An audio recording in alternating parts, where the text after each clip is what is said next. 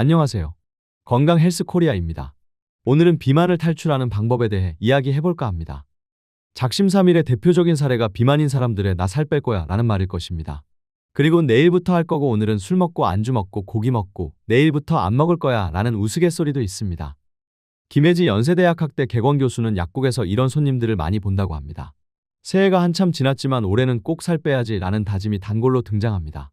약국에도 비슷한 질문이 쏟아지는데 약사님, 올해엔 진짜 살 좀 빼고 싶어요.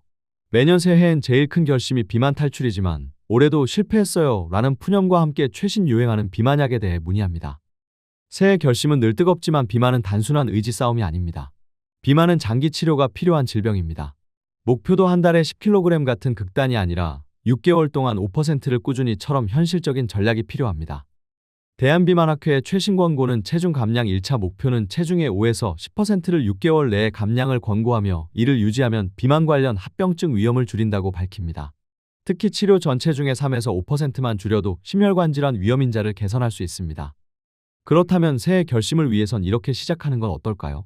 첫째, 식단에서 우리 몸에서 필요로 하는 에너지보다 조금 적게 섭취하는 칼로리 적자를 인식하는 게 중요합니다. 무조건 굶기가 아니라 하루 500칼로리 정도의 결핍을 내 생활에 맞춰 설계해야 오래 갈 수 있습니다. 둘째, 운동은 매일 1시간보다 주당 합계가 중요합니다. 주 150분 유산소와 주 2에서 3회 근력운동, 근육 재지방 유지가 관건이라 근력운동이 더 중요해집니다. 왜냐하면 칼로리 섭취가 줄어들거나 비만약 사용으로 식욕이 억제되므로 지방뿐만 아니라 근육도 소실되기 때문입니다. 그러므로 단백질 보충과 근력운동을 소홀히 해서는 안 됩니다.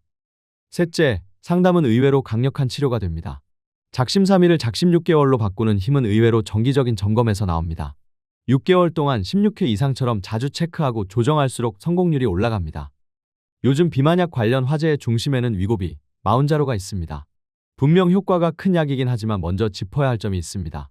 이 약들은 어디까지나 식이요법과 신체활동을 함께할 때 효과를 돕는 보조수단입니다.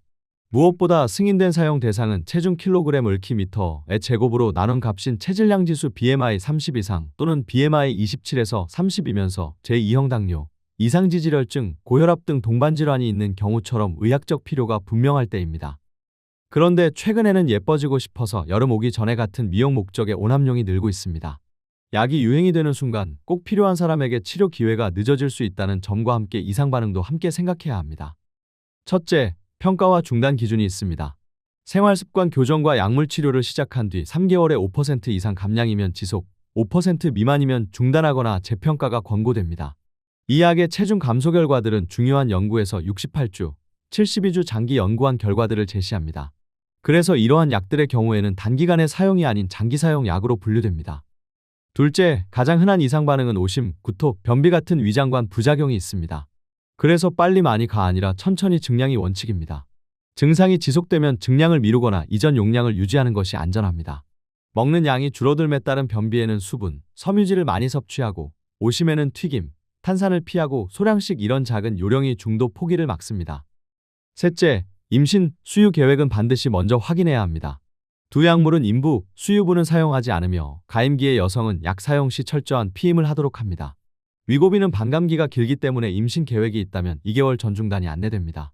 마지막으로 매우 흔하진 않지만 췌장염 같은 이상 반응 가능성도 염두에 두고 시작해야 합니다. 구토를 동반한 심한 복통, 특히 상복부 통증이 지속되면 참는 게 아니라 즉시 의료진 상담을 해야 합니다. 비만 관리 결심을 체중계 숫자 하나로만 세우면 쉽게 무너집니다. 대신 단백질 챙기기 플러스 근력 2회 주 150분 걷기 6개월 16번 점검하기 3개월에 5%처럼 측정 가능한 작은 목표로 쪼개어 계획을 세우시는 건 어떨까요? 그리고 무엇보다 인식의 전환이 필요합니다. 나는 비만인이 아니라 비만이 가진 사람이다. 낙인을 줄이고 내 몸과 협상하는 언어부터 바꾸는 것이 치료의 시작이 됩니다.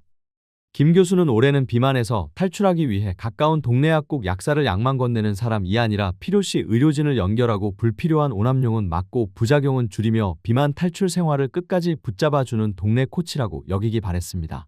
꾸준히 상담하고 페이스메이커를 할 사람을 옆에 두는 것도 좋습니다. 비만 탈출 방법에 대해 나누고 싶은 아이디어가 있으면 댓글에 남겨주시길 바랍니다. 지금까지 건강 헬스 코리아였습니다. 영상 봐주셔서 감사합니다.